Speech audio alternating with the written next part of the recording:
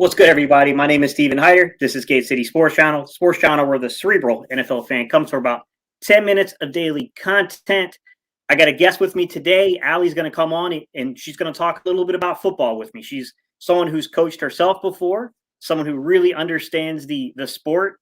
And we're going to review some film. We're going to look at the first two opening possessions in Atlanta, the first two opening possession from the Jets. And basically what we're going to do, guys, is we're going to marry our opinion to what the film shows, because at the end of the day, are you 6 weeks from Sunday?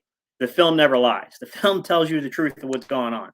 So with that said, Allie, if you want to introduce yourself, go ahead. Hi, my name is Ali Michelle Lombard. I played for the Lafayette Rams in 1998. We won the state title shortly after that. I also coached over at Jamestown High School for a bit. My experience is high school ball, mostly offensive, defensive line work. And so I love our offensive line. And in terms of the Eagles, it's great. And I just love watching film and talking football. So we're going to see what this looks like.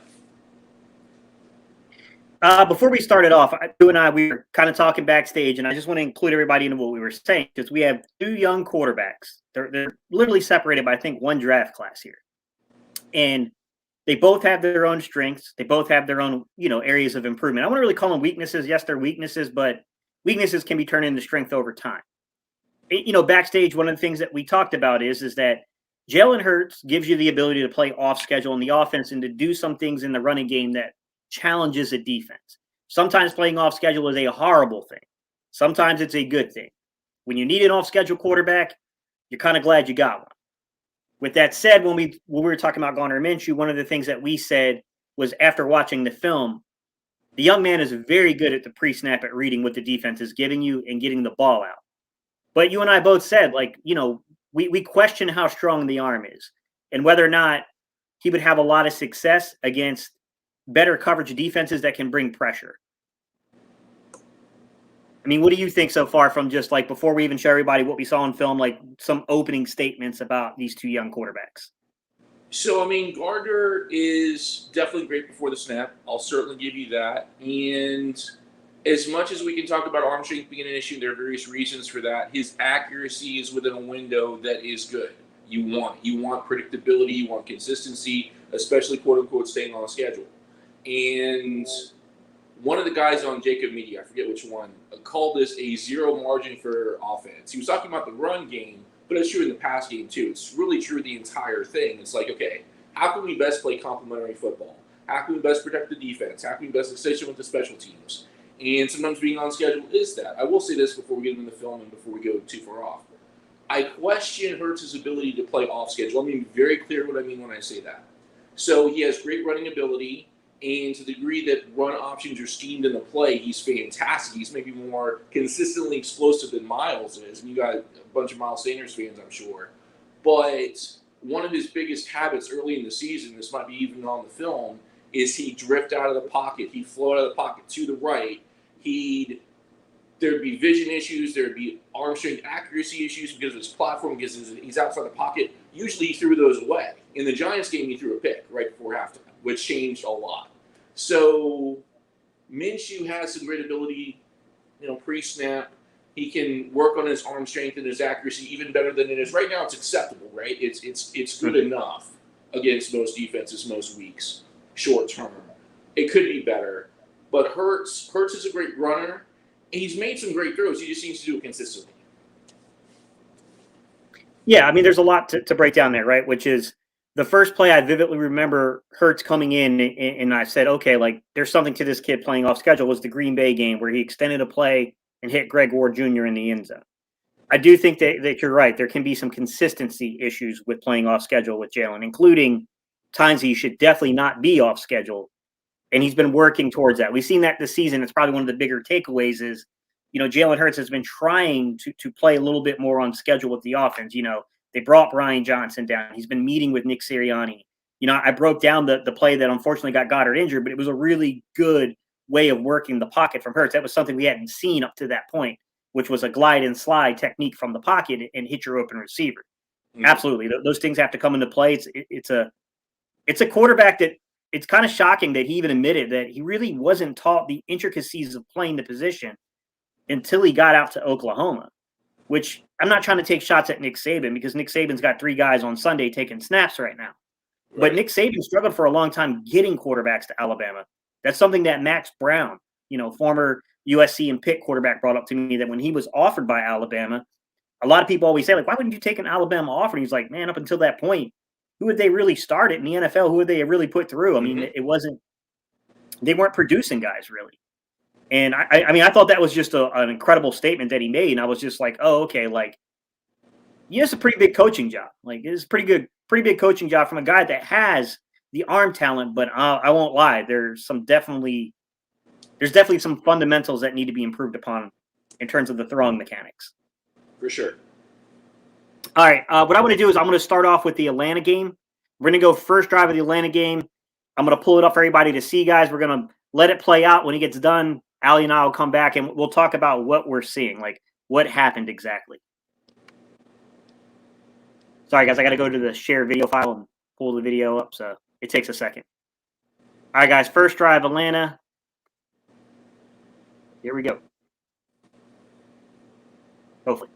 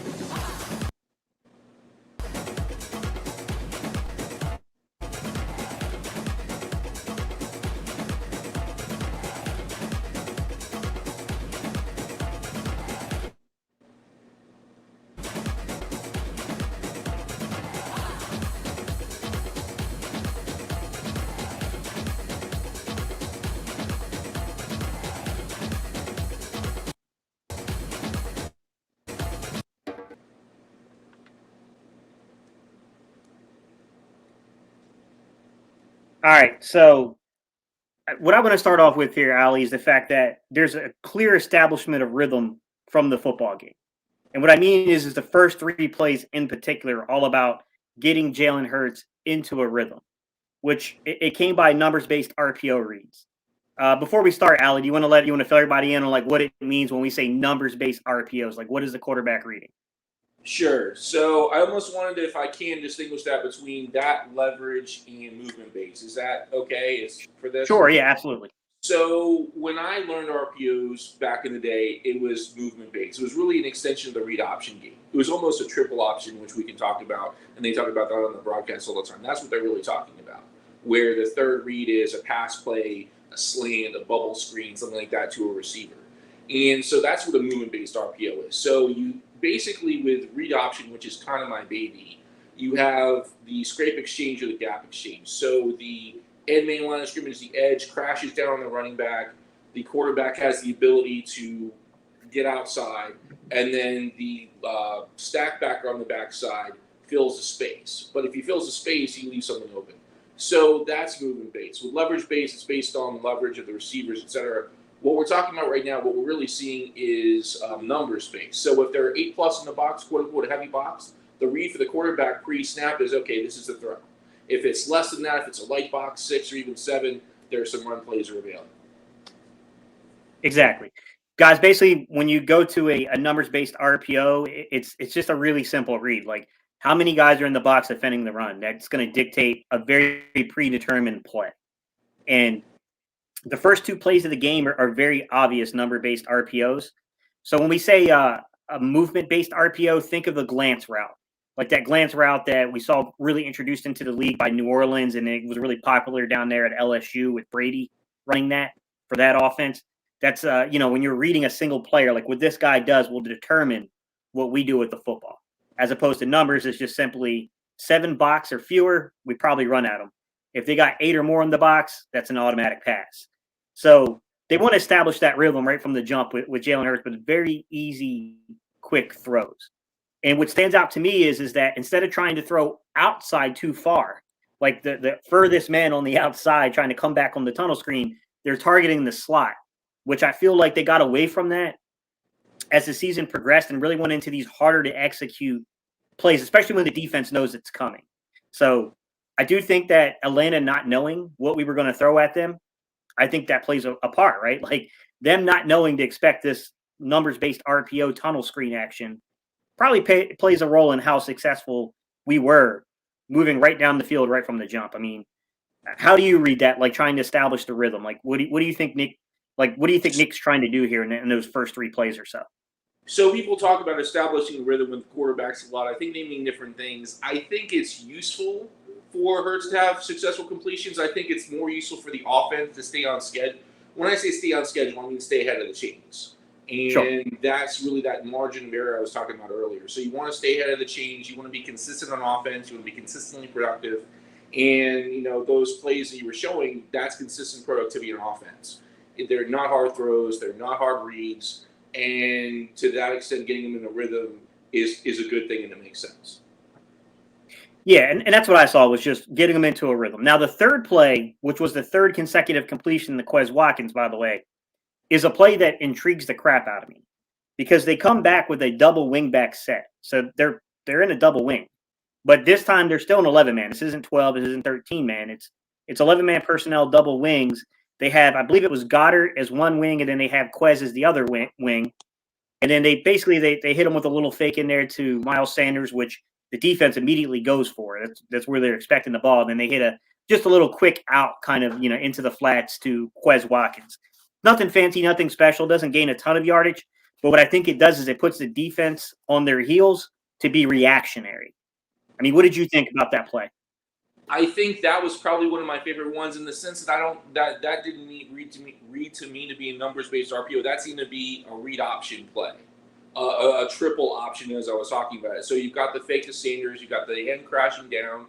Hurts could run with it, but he's got like you said that quick out to Quez, and that is an extension of the running game, quote unquote. That's of all of the Atlanta film that I looked at, that was one of the plays I was the most impressed with in terms of something that's schemable going forward.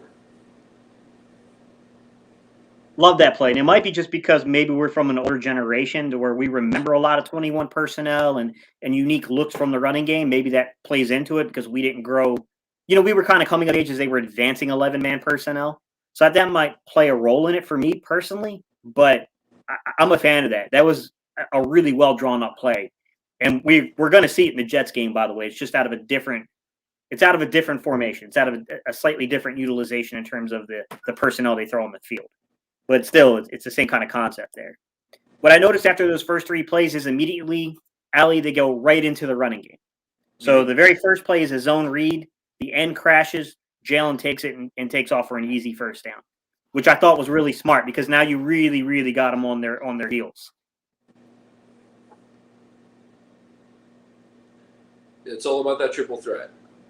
Exactly, right? Like it's like their worst fears being realized. The speed of the Eagles on the outside is eating them up on this drive, and they don't have an answer to how to stop it. Exactly. After that, guys, I see a little deception. So the next play on the sequence of that is it's a counter. Like they're going to show you a counter, right? Counter just being basically, guys, is when you're pulling.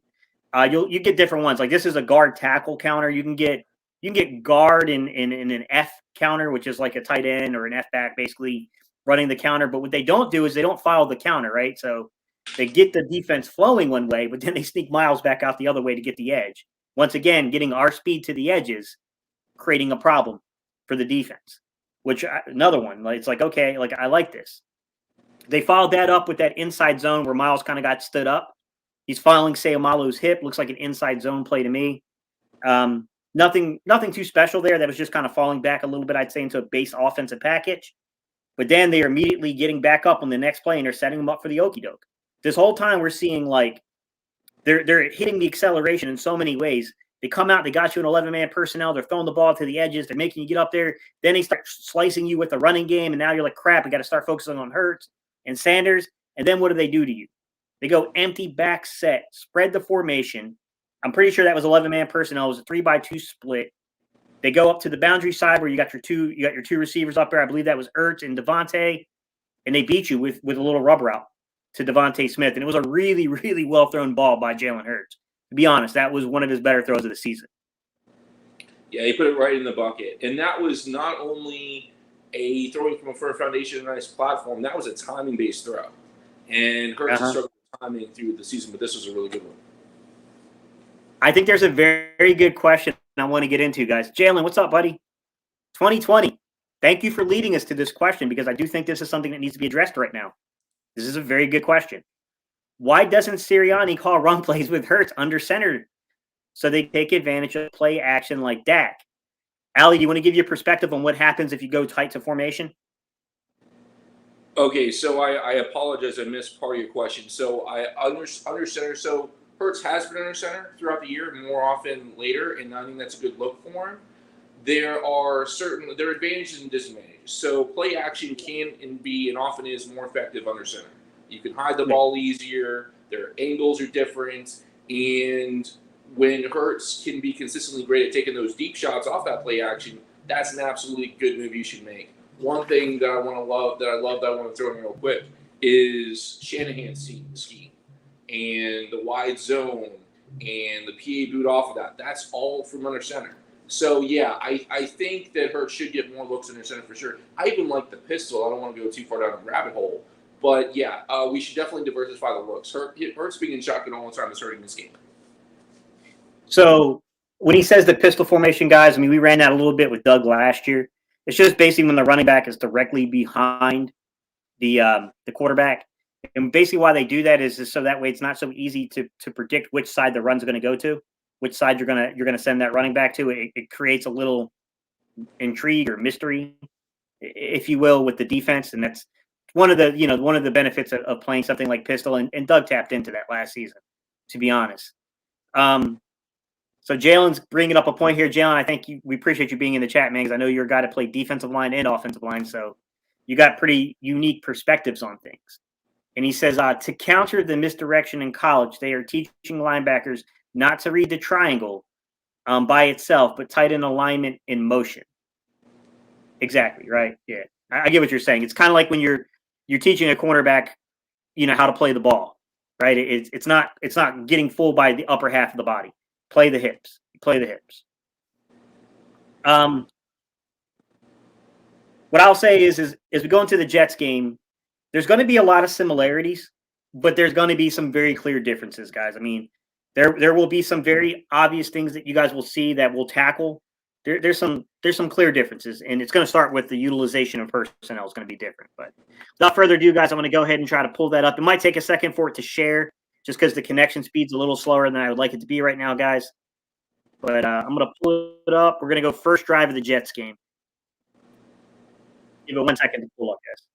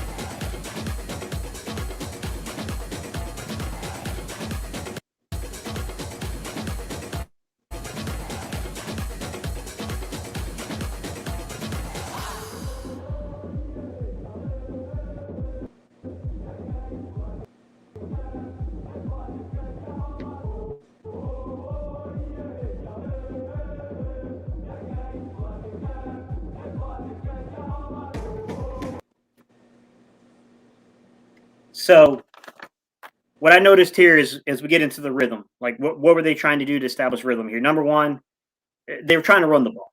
Like, I mean, that was quite clear. They're trying to run the ball, and they're trying to run the ball out of very heavy tight end formations. As a matter of fact, I don't believe any one of those plays was in 11-man personnel. I'm pretty sure they were all in 12 or 13-man personnel, which is the first thing that stood out to me here. To where in the first game we looked at it against Atlanta, they were trying to hit them with the tunnel screen to get the rhythm started. In this game, they're trying to hit them with tight end screens and stuff like that to establish the quarterback into a rhythm. Did anything stand out to you about the way they were trying to establish a rhythm here? Yeah, I would agree with what you're saying. I do like is a loaded word. I found it interesting and possibly productive that they used more 12-13 personnel in this game versus Atlanta. I think it's good for us to figure out who our best players are doing what. I like the fact that they ran the ball against heavier boxes. They even used some tighter splits as they did in the Giants game, and still, ran the ball anyway, which I found encouraging. And then obviously the screen passes to the tight ends were a nice counter to some of those heavy boxes for sure. Yeah, and that's what I thought was really interesting is that there's positives and negatives to everything you can do in terms of the game plan and the concepts you run, right?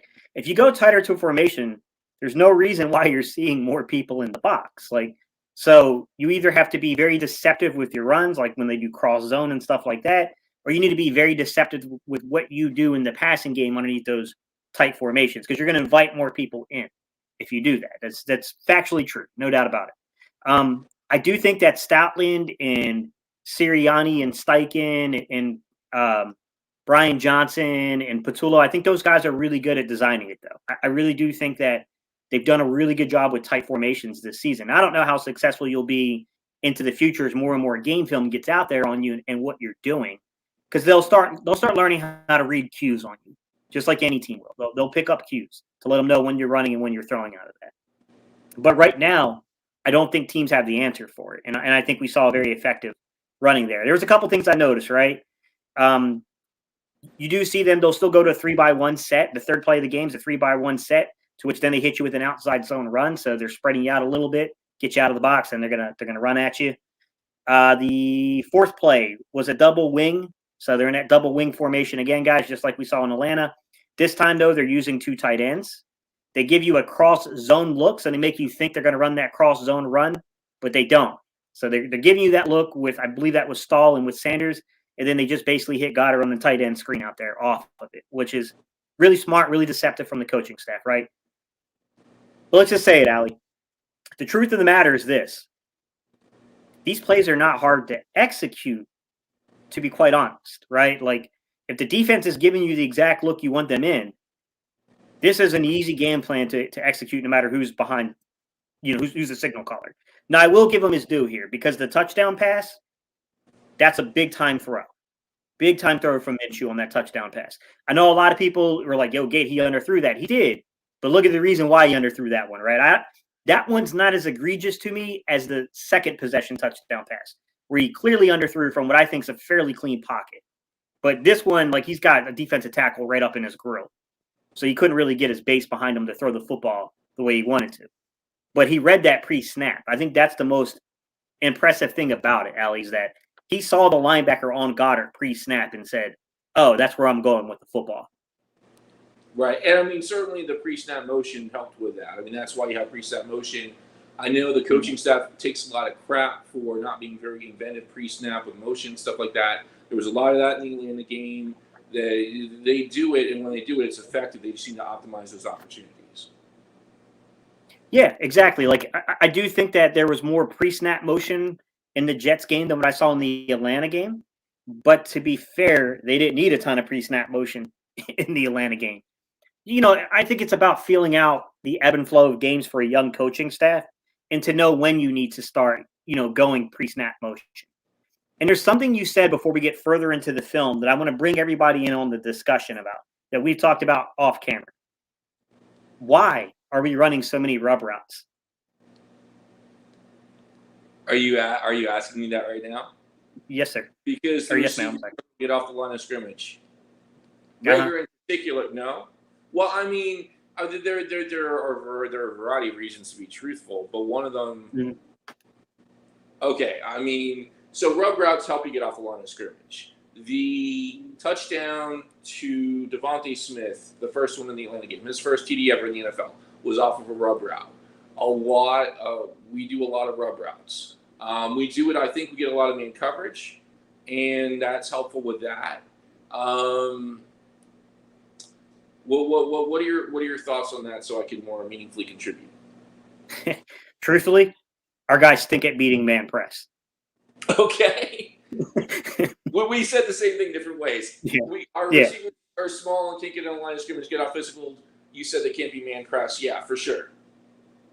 That's what I'm seeing. And then even, like, it gets really frustrating with Rager, because I think there are times that Rager's anticipating man press, and they're really using a match and mirror concept. Explain that, guys. Man press is when you physically put your hand on the receiver. Match and mirror is when you're just up close on them and you're just mirroring every motion they take. So if you're expecting to have contact and you don't release off the line of scrimmage the way you should, it looks really bad on film, to say that very politely. And I do see issues to where I feel like this offense, and this is a separate conversation, and we can do another live stream on it another date and time to get into the depths of this one. I think this offense needs a boundary side, a true X-line boundary side receiver, or a guy that gives you flexibility to play the boundary in a tall slot that can go catch the football in contested windows and can beat that man press. I don't think we got that guy. Agreed. And I think it's holding back the offense a little bit. You know, we put a lot on the quarterbacks, and the quarterbacks deserve blame at times because there are some nuanced things there that I think should be discussed. I'll be honest with you. I think Jalen Hurts struggles to throw in breaking routes with timing and anticipation. You know, that's true. I question if Minshew has the arm strength against a good pass rush and tight coverage to get the ball in there on an in-breaking route.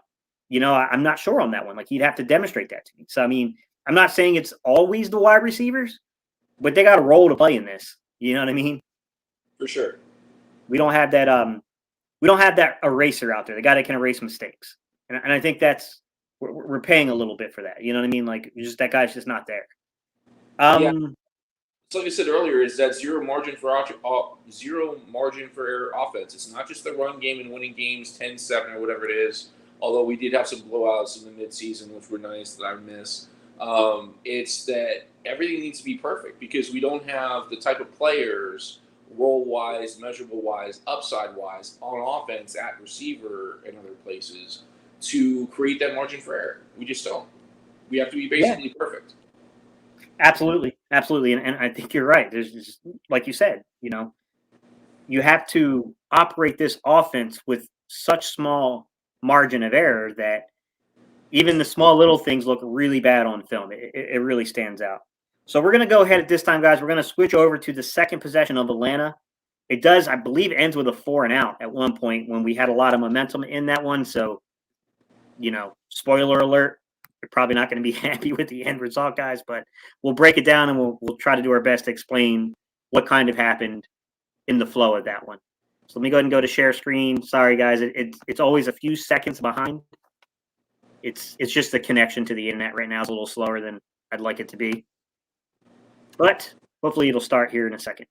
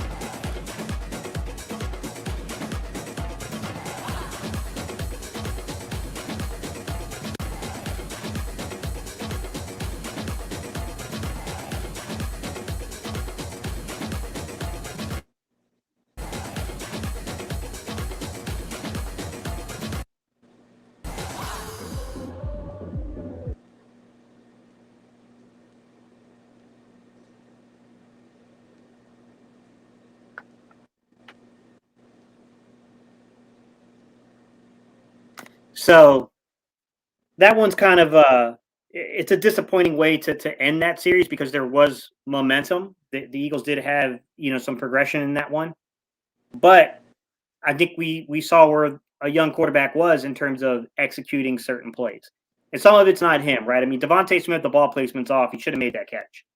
Right. With that said, we saw him leave the pocket too soon. He feels pressure coming from a lot of side instead of sliding up and then maybe even sliding left. He ends up eluding the pocket earlier in that progression of plays. It worked for him, right? He could have slid up and he could have slid up and hit the running back, or he could have did what he did, which is leave the pocket, extend it outwards, go off schedule, and hit the tight end. But same possession later in the game, it kind of comes back to haunt him a little bit there. For sure. It's all about the rhythm and the feel to the game. And I do think that Jalen is getting a little better at some of these things. Like I said, guys, we see that he's definitely been putting in work when it comes to staying on schedule with the offense. I'm not saying that it's there and it's where it needs to be ultimately, but there has been like a progression towards what you want to see from a guy you're going to hand the keys to. So, I mean, it's tough, man. This is tough because anytime a series ends, it's never really, unless a guy throws a pick and it's a very obvious and blatant pick. Most of the time, there's some nuance, right? There's a lot of things that went wrong that caused the series to come to an end. But this one had chance. There were chances in this one. Definitely chances for conversion. So I think, this is good because it's a lot of what we're talking about. Receivers on crossing routes, especially shallow crossers. We saw a lot of that in what you just showed. And we showed Hurts drifting, floating off to the right, oftentimes unnecessarily. And he has gotten better about that, especially, mid-season, New Orleans, Denver, etc. But this is a great example of showing Hurts, not necessarily at his worst, but as maybe his least developed. And shallow crossers are great because, especially if you have someone to keep the safeties deep, it's all about creating space. And obviously in the NFL, you want to be able to make consistent tight throws consistently. I don't know if he's there yet. I don't think he is. But if you can create some space in the passing game and create that room for the yak, and our receivers are yak receivers. They're small and they're fast. That's the one advantage that they have. And, you got to create some space underneath. So we got some underneath routes. The issue is Hurts' lack of anticipation, field vision, etc., and then leaving the pocket too early and throwing off platform. That's certainly what I saw. Yeah, I think you're hitting the nail on the head here, which is simply put, if someone asks, give me a series where it shows where Jalen Hurts needs the development, that's a good series to show. That would be a very good one to show that, like, look, you can see there's talent there, but we can also see the areas of development that have to occur. It's quite obvious when you see it broken down on film like that. For sure. With that said, I will say that both of these games, I will caution everybody. Take everything with a grain of salt here because these are not good opponents. I think Atlanta has gotten better as the course of the season has gone on. This is not a great defense, though. And the Jets are a horrible defense, to be quite honest about it. So we're presenting you two teams that give you an opportunity to put your best foot forward. So always kind of keep that in mind, guys, as we're going through this, that has to be taken into consideration with these two organizations that we're showing film of. With that said, I want to go ahead and get into this last, the Jets game. I'm going to get into that second possession, and I'm going to talk about what's going on here from a scheme concept, what they did, how they were able to execute, what we saw on film, guys, and then we'll round it out by a final conversation on everything. Sorry, it takes a few seconds to upload everything, y'all. Just give me 1 minute. I got to share the screen and do that whole thing again.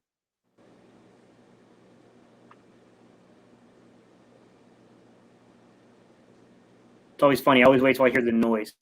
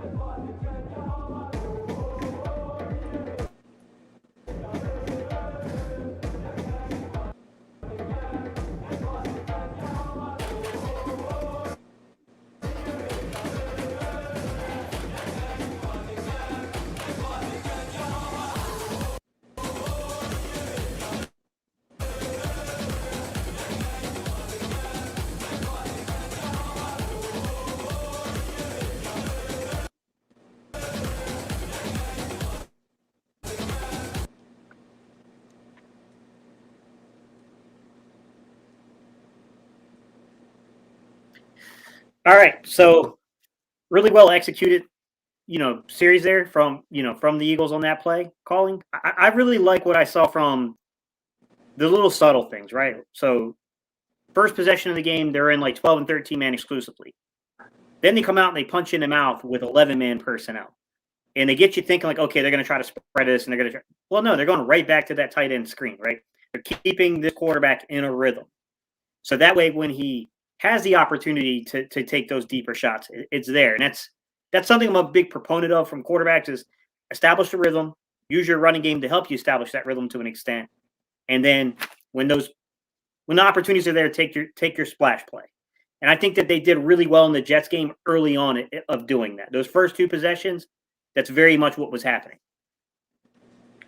For sure. I mean, easy reads, easy throws, staying ahead of the chains, and really to go back to more of your shallower point, your smaller point, I like it too. Basically, it's the same concept, it's the same thing, but you're making it look different.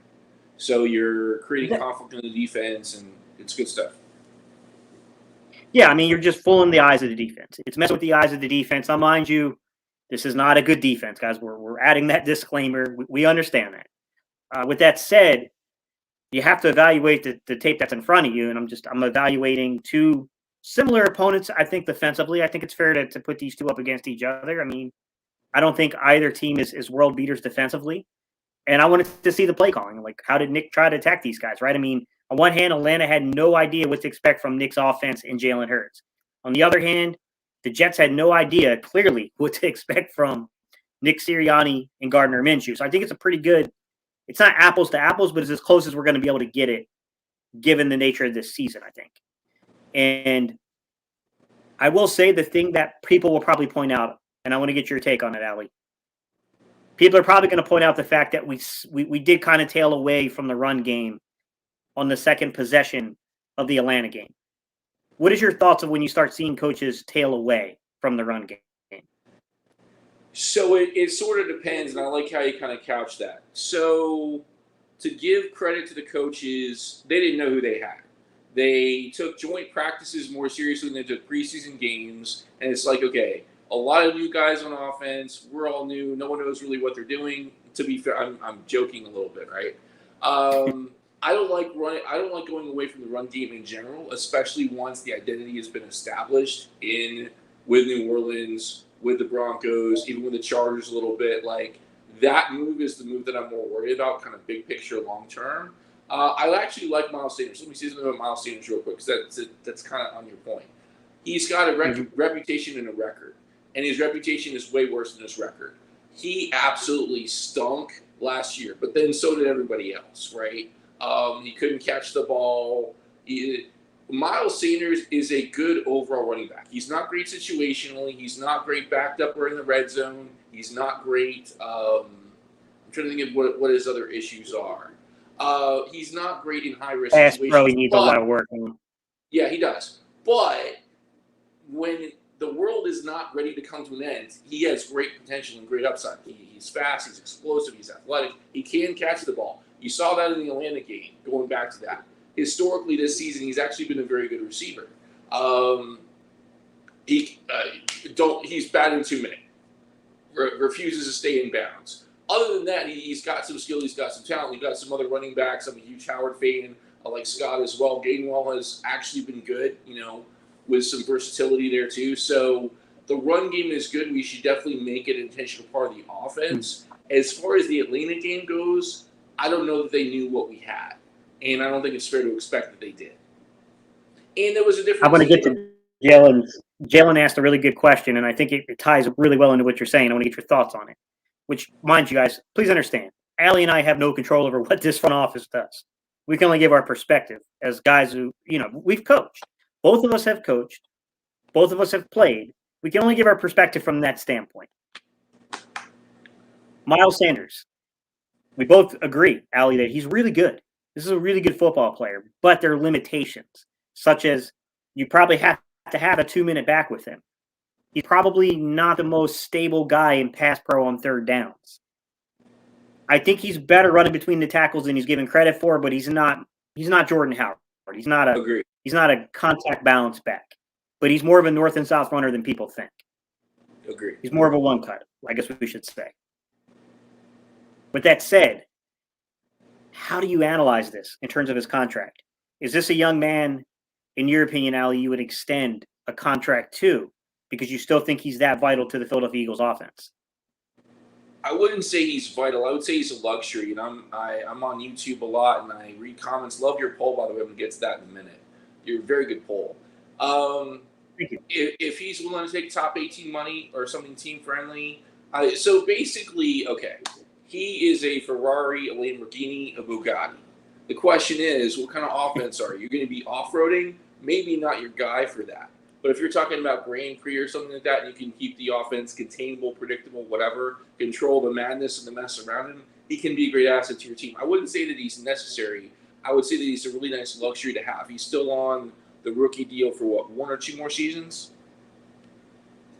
Next year. Next year. So I see no reason to get rid of him before the end of next year. I mean, none. He's a luxury. He's valuable. The question is, do you extend him beyond that? Do you pay him a bunch of money? I mean, as a general rule in the NFL, you don't pay running backs a lot of money. You don't select him with the second pick the way the Giants. Saquon Barkley is good, but he's injured a lot. There are other limitations with him. So I would be fine extending him, like you said on that poll, top 18, something team-friendly. He is a luxury, and he's valuable, but he's not necessary to make the team work at a high level if you scheme it the right way. Is Jalen Williams, are you in Allie's ear? Because you two would get along, Allie. You guys have the same exact points about Miles Sanders. Let me give the different. No, I'm joking. You guys are right. Ultimately, the two of you are right, Allie, you and Jalen, which is he's a luxury, right? He's a very good football player. He does make this team better, I think, in many instances. But I do think the limitations have to be considered, which is he's not a 2-minute back, and that's why Kenneth Gainwell had an early, role in this football team. He's not a very good pass pro back, which is why I was a little eerie on leaving a guy like Jordan Howard. No matter how much you use him, that guy could definitely have a role in pass pro. I was a little weary of that. I honestly think Boston Scott might be a better pass pro back than Miles Sanders, and neither one of them are great. So, I mean, I get it. I get exactly what you two are saying, which is you do have to consider the fact that, what's the value? What's the market for running backs? Where does his agent and Miles see himself in that market? And what's that number come out to? Because, running backs are kind of a dime a dozen if you're just looking at running between the tackles, having a good offensive line and getting pushed and running a guy. Now, there are other things that running backs do that I think differentiates good backs from, average backs. But nonetheless, I mean, I think you can get a guy that is adequate in free agency or the draft pretty much every year. I definitely agree with that line of thought. I mean, there's no doubt about it. And it's a tough one because I do think Miles Sanders, like I said, when I analyze this roster, I do think Miles Sanders is one of the more talented players on the Eagles roster, which probably says a lot about our roster in the same breath. Right. Now, I don't know if I'm using the right terminology. I would say that he's a plus player. I would say that I would love to see him, hopefully next season, maybe the rest of this season as well, really work off of Jalen in the run game. So I think, big picture macro, I think the coaches need to be more considerate of different pass concepts in terms of shallow crossing routes, stuff like that. I think that they need to be more intentional about his use in the running game, less numbers-based RPO, more movement-based RPO, stuff like that. More read option. I mean, everybody's healthy except for Miles gets hurt a lot. It is what it is. This is a collision sport. It happens. I'm not dissing Miles for that. Absolutely. We have some nice athleticism, both between the tackles and around the perimeter. We've got the best run blocking line in football, and we just need to use it a little bit more intentionally than I think we are for various reasons. So I want to get into the topic I'm pretty sure everyone wants to hear us discuss here. There's a couple of competing comments. I would pull more comments up, but the connection's really slow, guys. So it's taking forever. But Mike says Hurts is a ball hog, takes plays away from running backs, not a good thing. I disagree with that, man. That's part of the RPO offense. You have to understand what he's reading and why he's doing what he's doing. Now, you can make the argument that he misreads things at times, especially when teams give him disguise, like Tampa Bay, where they'll show you a certain amount of guys in the box and immediately post-snap they drop out of it. And then in the same breath, 2020, says Hurts will not have eye-opening passing yards, but Hurts will have eye-popping production. In 16 games, Hurts has 4,500 total yards, 31 total touchdowns, and 11 interceptions, 11 turnovers. Yeah, that's the juxtaposition here, right? That's what we're trying to do is assess the modern NFL. Because yes, there was an era of football where this probably wouldn't have worked, but this is a different game, and that's got to be taken into consideration now. Now, what I will say is this: I've heard two arguments, Allie. I've heard two arguments, and we talked about this backstage, right? A running quarterback has never won the Super Bowl. I think that's flawed logic, but we're just going to run with that because I do think number one, define running quarterback. Like, what do you mean by that? But number two, Steve Young. The other side of this is I've heard this flawed logic, which is a quarterback who doesn't have a ball velocity over 54 miles per hour has never won a Super Bowl.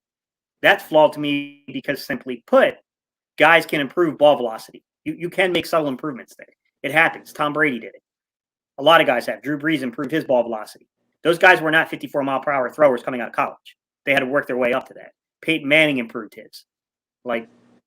So to me, I don't agree with the whole thing of just because something has never been done that it will never be done. Right.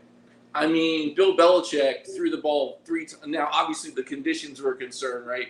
He threw the ball 3 times in a game. Again, it's an absurd example, but it exists. You've got Lamar Jackson and Josh Allen with horrible numbers their first year or two, and then would you call them franchise quarterbacks? That term is so overused. Would you call them both franchise quarterbacks? I guess it depends on what you mean by franchise. You know what I mean? Right. So that one of the big problems we talk about franchise quarterbacks and sustainability. We never really define our terms. Hopefully, being the cerebral football people we are, we can talk about that going forward. What I'll say is this: historically, so there was football, and then there was the run and shoot in the 1980s. And in the 1980s, they were like, well, there are all these big, fast, slow linebackers. We have these faster running backs and tight ends. Let's show the quick, efficient passing game. Let's exploit the matchups. And then eventually what happened is, the defenses figured that out. They're getting safeties, 220-pound guys calling them linebackers to fight that trend. And when that happens, you can spread the defense with doubles, and you can run the ball right at those 220-pound guys, and you can get a Jordan Howard, a Boston Scott, great yards after contact people as examples, and you can have a great running game on the inside. And then you can still have a Miles Sanders on your roster. You can still have a Jalen Hurts or whatever, and you can exploit angles all day. What are your thoughts? So that's one part of the argument. The other part is the NFL loves money and ratings, and throwing the ball gets ratings and makes money. So the rules have changed a lot recently-ish, and quarterbacks and receivers are protected where running backs are not. So the rules of the game make it a lot easier to throw the ball to set up the run, and that term is used so often, no one ever defines exactly what that means. But what are your thoughts on kind of those two arguments and the room for something to be created here, certainly the rest of this season, potentially even going into the next season?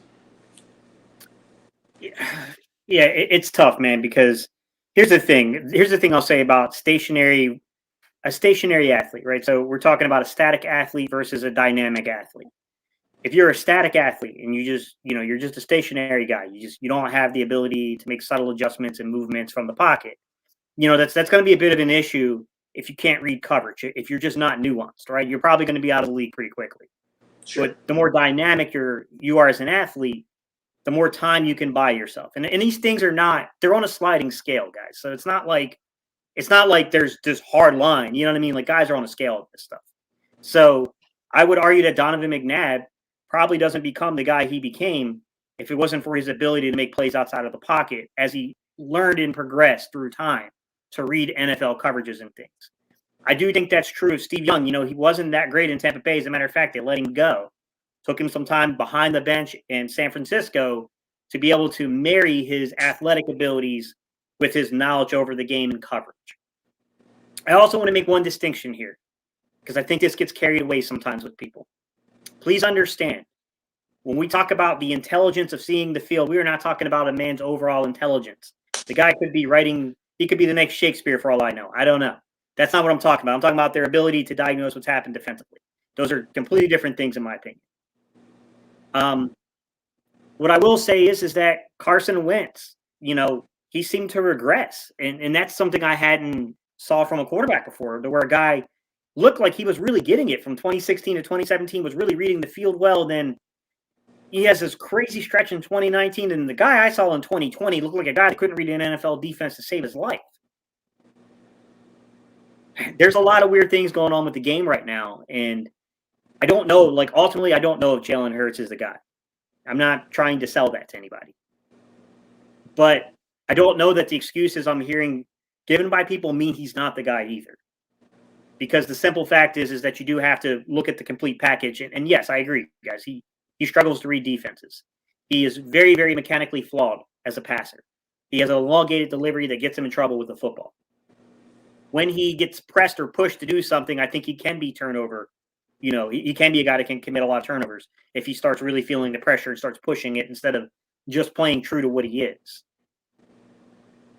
With that said, man, I don't know, man. I don't know. I don't think that, I see the comparisons that people are making. I don't think this young man is RG3. I think different types of quarterbacks. That's like saying he's Colin Kaepernick to me. They're different quarterbacks. They give you some of the same, athletic profile in terms of being able to run the ball, but let's be honest. Colin Kaepernick had a rocket for an arm, and he was a better athlete. Although I think Jalen is pretty good at diagnosing, seeing things in running lanes and getting through running lanes. He's kind of a weird athlete like that.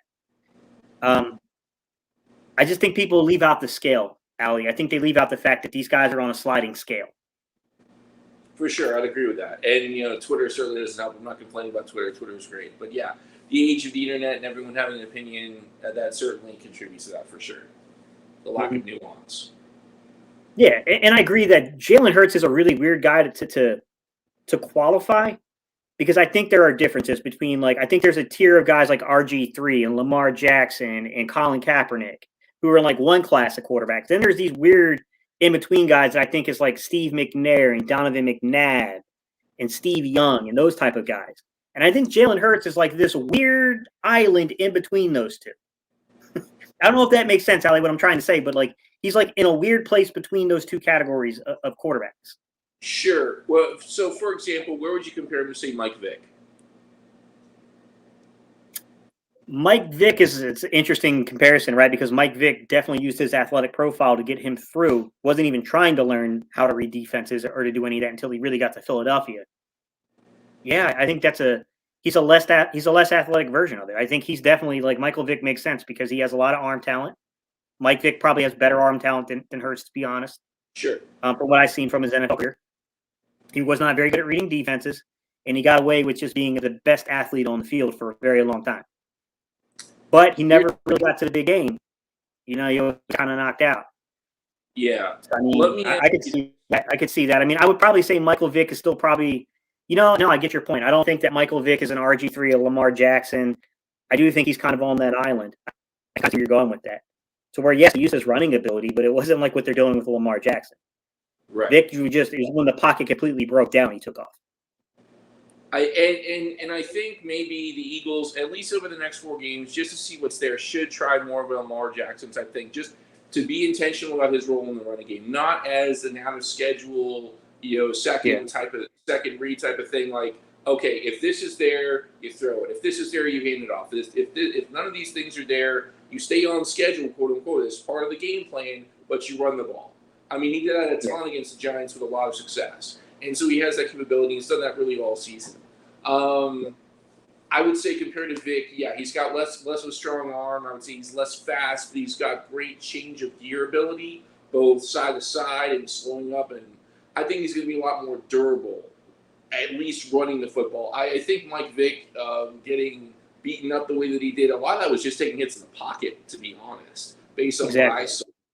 And so long as he can be used the right way, he could be really good. He could be I don't want to say a lesser version of Mike Vick, but he could be on an island like we're talking about. I'm curious, another Philly example for some of our older listeners and viewers. Randall Cunningham, the ultimate weapon. What are your thoughts on that? Completely different era of football. I do think that there was more. I think there was a little bit more in terms of the designed run stuff for Randall, but a lot of that was playing off schedule. It was him playing off schedule. Very strong arm quarterback, and a few guys, Dan Burrito and some of y'all. Some of you guys, I'm not trying to be offensive by this, but you guys don't know how to judge quarterback arm strength. You're looking at things that don't matter. The only play that matters in terms of judging a quarterback's arm strength is a timing route on a far hash throw. So unless you can put those two side to side, it's a guesstimation, to be quite honest. There's not a dude out there who hasn't played football who can't throw the ball 20, 25 yards down the field. It's not that difficult of a throw. It's harder to fit it into windows, when you got really good coverage, but most people got the arm strength to throw that far. The only thing to me that matters is far hash throw, timing route, what kind of velocity can you put on the football? So unless you got those side by side, it's a guesstimation. Now, my guesstimation is that, yes, Michael Vick had a way better arm than Hurts, but you're over-crediting Michael Vick. He did not have one of the strongest arms in NFL history. That's a gross overstatement. For sure. With that said, Randall was a very talented player. I don't think that the league was ready for a guy of Randall's athletic ability yet. I don't think the coaching and the design and the concepts had caught up to a guy of that kind of athletic profile yet. I do, you saw him go to Minnesota and have really good success late in his career. He got to the NFC Championship game. He had an undefeated football team there for a minute until they kind of fell short on a really bad kick. But, I don't, boo-hoo, Minnesota. With that said, there's all these different tiers of quarterbacks. And I think the overarching point that I think we're trying to make to people is that the more dynamic of an athlete you are, the longer they're going to give you to develop normally. Now, I'm not saying what the Eagles are going to do because I don't know. It seems like to me that the front office is pretty split on this decision personally. Agreed. Let's use the Miles Sanders analogy as an example. So a lot of people talk about quarterbacks creating its outside of structure. I would say that running backs can do that too. I would say that Miles Sanders has that ability. In fact, one of his issues is sometimes he fights against structure. He fights against the rhythm, the flow, the blocking, the whatever. Yeah. Not all the time. That's his reputation being worse than his record. He's not that bad, but he has the ability. So the reason that Saquon Barkley, other people are drafted, early on, they have this ability, I'm going to call it this plus ability to create outside of structure. If your team is utter dog poo, then you still have the ability to make some plays and win one or two games because you have these playmakers on your team that are just that good, that are just that talented, that are just that athletic. Even if the coaching is bad, even if the line play is bad, even if all of it's bad around you to a degree, of course, you still have the ability to produce, and Miles Sanders gives you that. The difficulty is best offensive line, especially run blocking in football. Coaches that are learning as they go, a quarterback that's turning into a real dual threat. Obviously, needs to work on the passing game some more for sure in a lot of different ways. But I would say, okay, so to answer Jalen, was that his name? From earlier, to answer the Miles Sanders question, Miles Sanders is not necessary on this offense. He might be necessary on an offense with less quality structure in the run game, right? If you have less of a high-quality offensive line, if you have less of a quality of a offensive line coach, right? We have the best in the game in both cases. Sure. But Jacksonville, for example, I don't want to diss Jacksonville. You get my point. Detroit, maybe. I don't know. I'm just saying these are really, really bad teams. Maybe the Jets. There are teams that have bad situations, and Miles Sanders can be a huge advantage in a bad situation. And so, but in a great situation or in a good situation like we have, he doesn't necessarily make the good situation outstanding. Does that make sense? Sure, absolutely. Jeremiah Butler, I'm trying to pull your comment up, man. I appreciate the super chat. He said it's so funny how everyone is so fascinated by a cannon, and yet we have a Hall of Fame GOAT still playing with the least amount of arm talent. I wouldn't say he has the least amount of arm talent. Your point is very well taken, Jeremiah, in that Tom Brady got better with arm talent over time, but he won a couple of Super Bowls where he was not zipping the ball in there. That was not his game. They won off of the running game, and that's very much true in defense. Tom Brady did get recorded at 61 mile per hour velocity back in 2019, which is a remarkable improvement because he was probably a lower 50s thrower before that, early in his career. So, I mean, yeah, I mean, the thing is that like arm velocity can be improved. It can be improved with, it's like saying that a guy can't improve his bench press. Yeah, he can. There's genetics to it, sure. But a guy can improve on ball velocity. Like I've literally participated in camps where we help guys. I'm not talking about from the physical training standpoint. It's part of the regiment, but we help guys from their technique in terms of how you properly release the football. So that way they get the best base to throw from to get a little torque on the ball. So that way they can learn how to drive the ball. I mean, it's not the death sentence that people think it is, but it is a question when you look at a guy like Gardner Minshew who reads defenses really well. The issue with Gardner is not his ability to diagnose what's going on from the defense. In my opinion, it's an opinion because it's not like I'm sitting there having coffee with Howie and the rest of the executives. But I think that the league is a little weary of his arm talent. And I think that's why he hasn't been named the guy. Although I do think that he's better than a lot of guys out there starting on Sunday. I definitely think that's true, Jeremiah. It can be both ways. You can have a guy that the front offices are a little uncertain of, but at the same time, outside of the arm talent, he's better than most of the guys starting on Sunday. He's better than a good portion of them. I'd say at least a third of the guys in the league that are starting on Sundays are probably not as good as Gardner Minshew, to be quite honest. I mean, where do you put that at? So it fits nicely into what you were talking about. So Gardner Minshew hasn't hit his ceiling yet, arm strength wise. I think a lot of that's based on technique, which is exactly what you're talking about. So it's about throwing from a solid platform. It's about the arm angles. It's about the length of the delivery itself in some cases, although that's more about speed than about power. So Gardner's thing, and we can take another look at the film sometimes and really kind of suss it out, especially if for some reason Gardner starts a game here and there in the next 4, which I don't anticipate, but who knows. Sure. Gardner can be a toes thrower. Gardner can, based on what I've seen, he can get up on his toes when he throws the ball, as opposed to having a firm plant foot, for example, your left plant foot pointing at the target. So when you do that, you diminish both your arm strength and your accuracy when you don't throw off of a solid platform. Now, to be fair, on that first underthrow, he had pressure in his face. He couldn't really follow through full on. That happens. Exactly. The second throw, he had a super clean pocket. And what I'm saying is he chicken winged it. Yeah, absolutely. Those are two completely different throws to assess the underthrow on. And to Mike P, I understand this isn't minor league baseball, but it doesn't have to be. There is documented improvement from professional quarterbacks who got better in terms of strengthening their arms. Drew Brees, Tom Brady, Peyton Manning are the big three that are pointed to that have documented cases of NFL executives having problems with their arm strength, and these guys working for a number of years to improve it and getting there. Tom Brady being probably one of the best stories I ever heard of in terms of improvement in arm strength, arm talent. I mean, to go from like a low 50s to a low 60s, guys, when we talk about low 60s, understand the company you're in there. That's Josh Allen company, guys. That's Aaron Rodgers company. Now, there's different arguments to make here, which is, sure, he threw the ball one time at 60. Can he do it consistently? That I don't know. I would definitely still say Aaron Rodgers, and even Aaron Rodgers had to prove his, but it wasn't arm strength. It was more so the fundamentals of the throw. He was a high ball. He was a high placeholder with the football. Let me ask you this in terms of G7's super chat. Thank you for that, if I'm reading that right. So, yeah, Hurts gives the defense more to think about. I mean, I'm a Hurts person anyway. I like his personality. I like a lot of stuff about his game. I tend to favor that type of quarterback play generally when you have that triple threat. Let me ask you this. We talked about it earlier, especially relevant to the Atlanta game.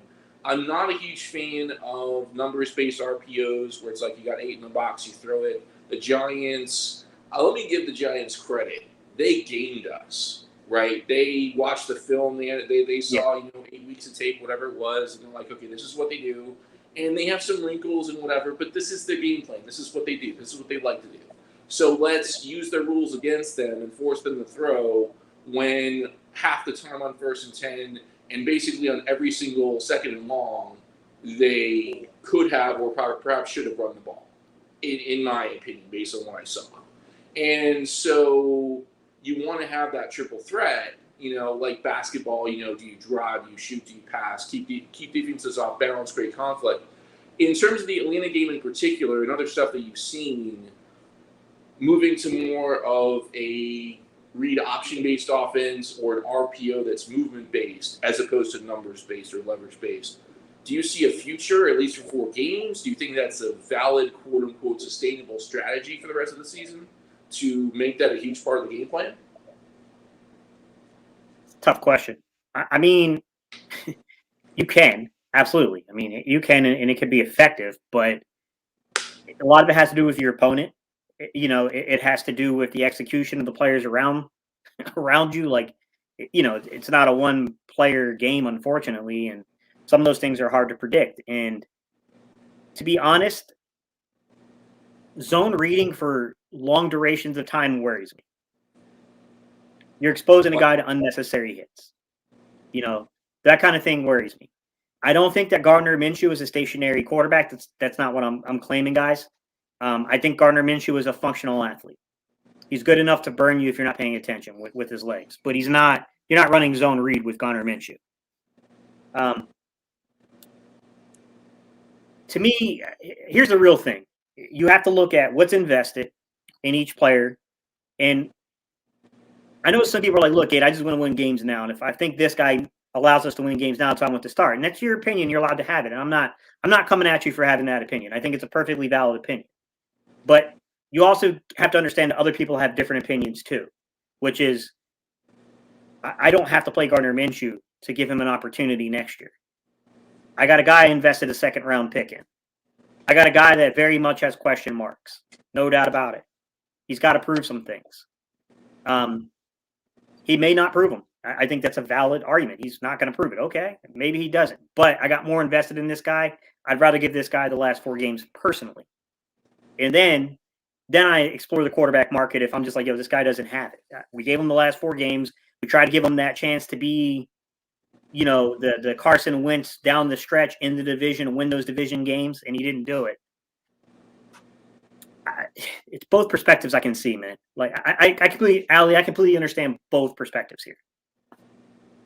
So I guess to dive more into it, so I understand exactly what you're saying about Gardner Minshew versus Jalen Hurts. We've been talking about that for a while now, but more focused on Jalen Hurts and an intentional use of the run game with him, more read option, less RPO, more of a movement-based RPO kind of scenario where you still have receiving threats in there as that triple threat that I've been talking about. Your concern is that it's not sustainable to overuse that word. Is it injury? Is it risk based? Is it injury based? Is it a risk based on injury? Is it that you think it'll be too schemed against too easily? What's your major concern? Like injury concerns me with having your quarterback take more than 15 hits in a game that are unnecessary. But also, I do think that I worry about teams catching up to you quickly on those type of plays. And I think that's the bigger concern is that we have to operate a little. You don't have to be completely out of a traditional based offense because, dirty little secret in the room here, guys, is that Kansas City's offense is highly RPO. It's very much a spread offense. It's a marriage between the West Coast and the spread. Arizona does the same thing. So teams do have success running this offense, but there's a balance between how often you're doing that versus traditional offense, and then also the personnel that you have on the team to execute the plays. So I think it's a lot going on here. Like, number one, I don't want a quarterback that is going to get hit that many times a game, just kind of tempting fate. Number two, I don't want something to become so predictable it's just really easy to pick up what we're doing. Then number three, I'm not completely sold that we even have the personnel to run it, to be quite honest. To run like over half our plays out of the spread concept. I thought we did. You look at Watkins, you look at Rager. Yeah, I wouldn't say Devontae as much, but Rager definitely I thought would be a pretty good, yak guy, yards after the contact, kind of yards after the catch kind of guy, and he just hasn't been that. And I think that's kind of a vital piece of the offense missing. I mean, truth be told, Dallas Goedert's better at it. To be straightforward.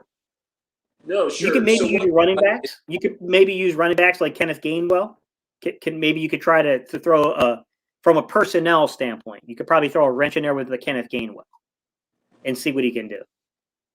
For sure. So we're talking yak, which is great. And I do think our personnel-wise, our receivers are more yak people because of their speed and their physicality or lack thereof. One of the things, so let me give Minshew some credit for the Minshew fans in the room. I really like screens are screens, bravo, whatever. Screens are screens. I give that credit more to the coaching staff than anyone else. The coaching staff was very creative with that. They emptied the entire screen playbook on those first couple drives, basically. By the way, they maybe threw the ball 3 times in the second half. The second half was all run game, and they succeeded. They were very good at that. The Giants had, I'm still hung up on the Giants game a little bit. The Jets had the ball for 2 minutes or something like that. It was crazy. Anyway, I really loved the over routes to Quez that Minshew threw. They were great. We can absolutely take a look at them some other time, but that's an aspect. And Hurts has made those throws. He has. I've seen the film. I've seen the tape in the season. He just needs to do that consistently, and it would be great to find a way to incorporate those routes more often into the offense. That's a coaching thing. That's an execution thing. But, Minshew did a great job on those. I love those throws. Those impressed me. The game didn't impress me. The Jets didn't impress me. None of it impressed me. The only thing that impressed me was Minshew's throws on those over routes to various depths, the Quez, especially the last one. Yeah, he did a really good job on that. The intermediate level game, he was a lot better than I thought he would be.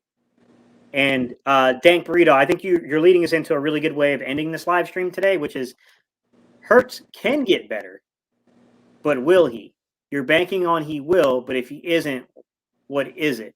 Dank, I'm not too sure if that was meant for us or if that was just you responding to someone in the chat, but we'll pick it up. True.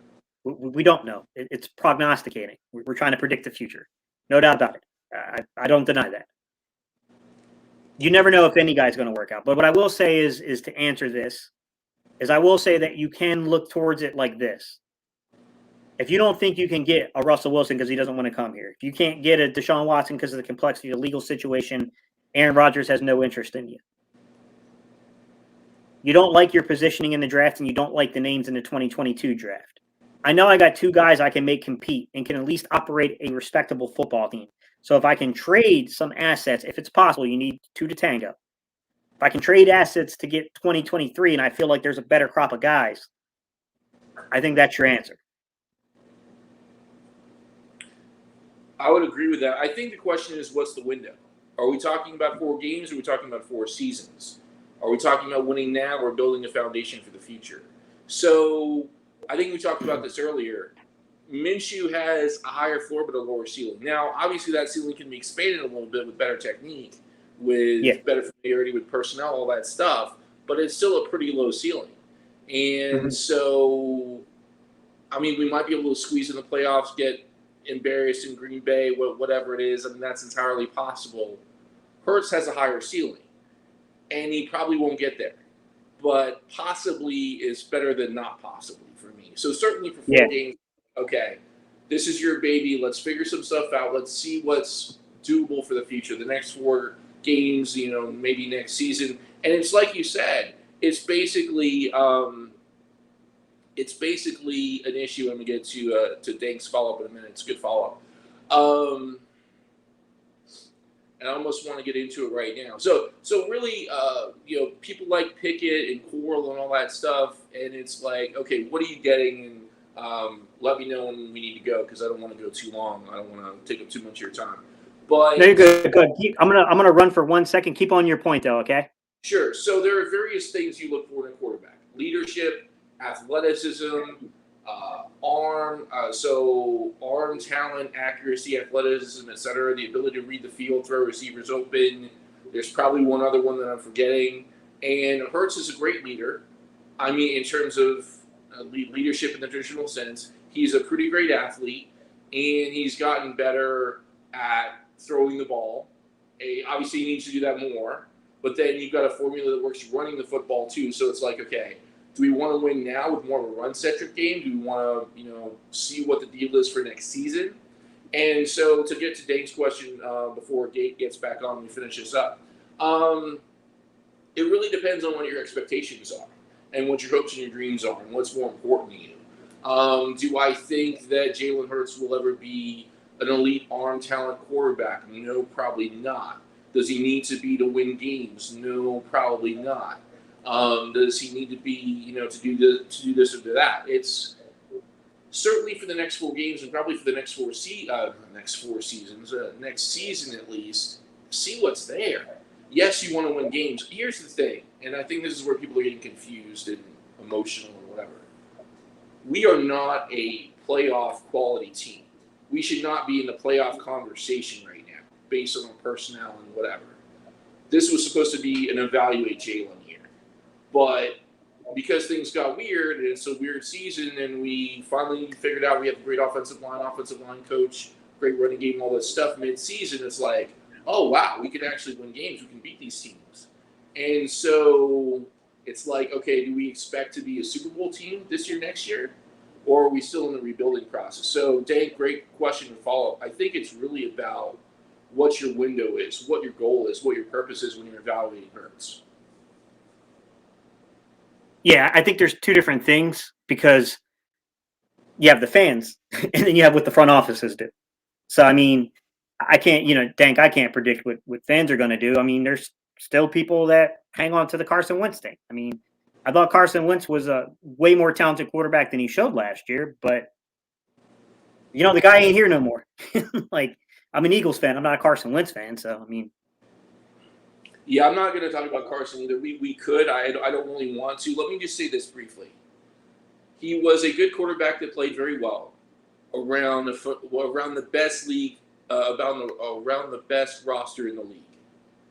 That was a great team. Even the 2019 team was very good talent-wise. This team is not. It's just not. Yeah, I agree. This team is there's some issues on this football team. Let's be honest, and that's where I think that the Eagles would be better suited in being careful of chasing quarterbacks. That's my fear is if you're chasing quarterbacks and you're giving away multiple first-round picks or some combination of multiple day 1 picks with a day 2 pick. We got a lot of things we got to improve on the roster. There's some spots defensively that need to be. There needs to be an infusion of youth especially along the defensive line in particular. Guys like Slay. I love Slay to death, man. He's a really good football player, but he's over 30. There's some things that need to happen on this football team, to be quite honest. And I do think that every choice you make, when you have 2 actions you can take, there's an opportunity cost. If you go chasing a Russell Wilson, if you go chasing an Aaron Rodgers, if you go chasing a Deshaun Watson, well, the opportunity cost is the team around him. Those quarterbacks, especially Aaron Rodgers, I would say, maybe Russell Wilson to a slightly lesser degree, they are plus quarterbacks. They can take a team that is not as good, and because of their ability as players, they can create wins almost. I don't want to say almost by themselves. It's still a team sport, but they're luxuries. They're almost like Miles Sanders in that sense. I'm not trying to say he's like the greatest. I mean, Aaron Rodgers is probably the greatest quarterback in the NFL right now. Maybe Brady, maybe I don't know, 2 other people. Miles Sanders is not a top 5 running back. He shouldn't get paid as one to get to talk about your poll. At least I don't think so. But he's enough of a plus player, and Aaron Rodgers and Russell Wilson in particular. I'm not sure about Deshaun Watson legally or otherwise. Are sufficiently plus players so they can help you win even with a deficient roster. Hurts is not. Yeah. He's got upside, right, with that athleticism and the triple threat ability, but he's not that person yet, and I don't know that he ever will be or needs to be. The question is, do you want to build with a quarterback first, or do you want to build your roster first? And that's another conversation. Yeah, and I'm afraid that obviously, Ali, our opinion doesn't matter on it. It's the front office, but I'm afraid that their opinion on that is that it's the quarterback at any cost. Right. And to me, I agree that having the guy at signal caller is a really big part of the success formula. But I do think that there's a point of no return to where you're giving up entirely too much to get that guy. I almost think that the almost three first-round draft picks with Carson playing this weekend, maybe, if I'm right, that might be more of a curse than a blessing. It may be giving a kid too many toys, Howie, for example. And it's like, I don't know. I mean, I think my hope probably, and again, I'm not in the office, is that they will leverage those picks this year for similar picks next year when the quarterback market is more established. Bryce Young, for example, I think just winning the Heisman. I mean, that kid's got the tools, fewer questions around him than some of those other people. But yeah, we're not in the front office, and the fans are. Whether you played, coach, whatever, it's Howie, it's Lurie. It's one or two other guys, and they're making all the decisions, and that's what it is to be a fan. Yeah, and that's the thing, guys. Is ultimately, I'm going to say I don't know what they're going to do. I know the coach came out and said that Jalen will be back there behind center, but then I heard Jason Avant say, "I don't know, man." So it's kind of like, I don't know. I'm just waiting on next Sunday. As long as we win the football game, I really couldn't care less who's behind center. Personally, but I'm not. I don't know. I have no clue. I mean, I'd love to believe what the coach. Coach also said earlier in the week that Jalen was probably going to play. Yeah, it's tough to read, and that kind of makes bye weeks bad too because there's so much conversation. And all you can do is talk about the team and the roster and who's starting, as opposed to focusing on Washington or Dallas or the Giants or any of that. So it's going to be particularly bad this week. Yeah. All right, everybody. We appreciate y'all so much. It's a little past 12:30 at this point. We've been going for an hour and a half. Thank y'all so much.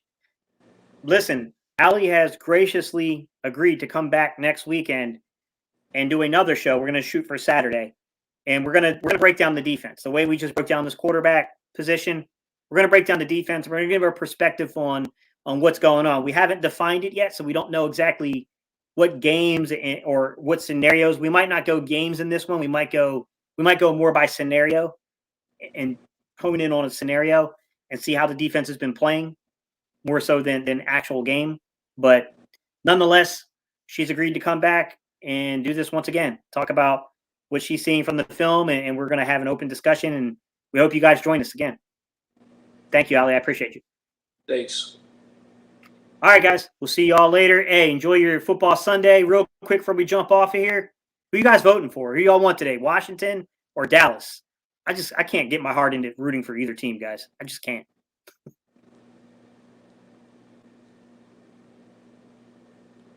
What's your take on that? Do you want Dallas to lose so we have a shot at the division, or would you rather have Washington drop so we got a shot at the playoffs? That is a tough call. I mean, the question is, can we really win the division? Are we going to be better than 500 in the next 4 games? So here's my thing. Here's my quick reaction to that. And to be fair, just real quick, I watched the Giants game yet again, because it bothered me.